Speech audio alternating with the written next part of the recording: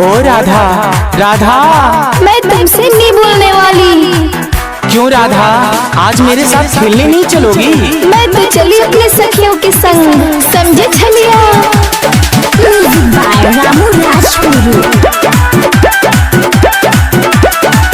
राधा आओ ना, रस रचाओ ना, गोपियों के संग दूर जाओ ना।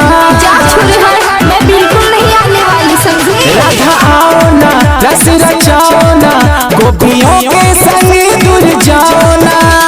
सब कहते हैं तुम हो छलिया, आज तुम्हें समझाना है। सखियों ने किया माना है, संग रास न तेरे रचाना है। सखियों ने किया माना है, संग रास न तेरे रचाना है। सखियों ने किया माना है।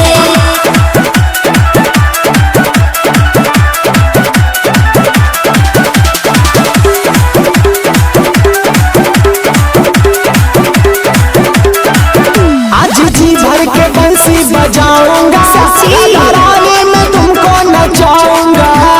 क्या समझी? ना करना। आज जी भर के बंसी बजाऊंगा,